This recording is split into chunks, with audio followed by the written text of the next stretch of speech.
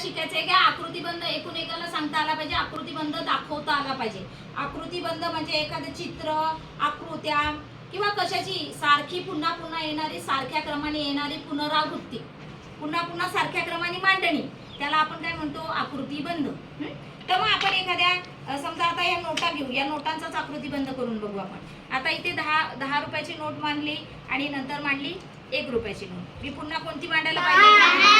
पुन्हा कोणती मांडायला पाहिजे? पुन्हा कोणती मांडायला पाहिजे? नंतर हा काय झाला? त्याचा पॅटर्न झाला, आकृतीबंध झाला. कशाचा? नोटांच्या साह्याने आपण आकृतीबंध केलेला आहे. अशा पद्धतीने आकृतीबंध करता येतो. आता समजा बघा, हे कॉइन्स घेतले, कॉइन्स घेतले, एक कॉइन्स आणि काय घेतलं? नोट घेतली. कॉइन्स आणि काय घेतले?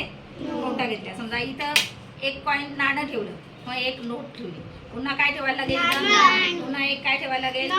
पुन्हा काय ठेवायला लागेल? अशा पद्धतीने सारख्या, म्हणजे आकृतीबंधामध्ये काय येतं? तेच कसं आहे ते पुढे सारख्या क्रमाने ते येत आहे. फूल घेतलं, झाड घेतलं, फूल घेतलं तर झाड फूल, झाड फूल, झाड फूल असं आलं पाहिजे. माझ्या हातात पेन्सिल आहे, ह्या पेन्सिल, पण याचा सुद्धा आपल्याला आकृतीबंध करता येतो की नाही? आता कसा आकृतीबंध करायचा बघा. ही पेन्सिल आहे, ती उभी ठेवली, एक आडवी ठेवू, पुन्हा कशी ठेवू, पुन्हा कशी ठेवू, हा काय झाला? त्याचा आकृतीबंध पॅटर्न झाला. आता समजा मी 2 पेन्सिल नंतर एक ठेवली, पुन्हा इथे किती ठेवू? 2. पुन्हा किती? एक ठेवू.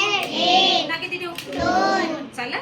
अशा पद्धतीने हा कुठल्याही वस्तूचा आपल्याला आकृतीबंध करता येतो. सगळ्याच गोष्टींचा आपल्याला आकृतीबंध करता येतो. कसं आकृतीबंध करायचा हा तुम्हाला समजला का? आकृतीबंध जो आहे तो कसा असतो की ती जो आहे पॅटर्न तो पुनरावृत्ती होते.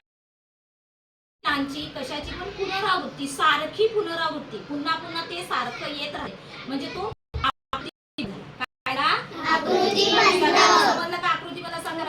आपल्या पुस्तकामध्ये बघा, आधी समजा त्रिकोण घेतला आणि चौकोन घेतला आणि गोल घेतला. त्रिकोण, चौकोन आणि गोल.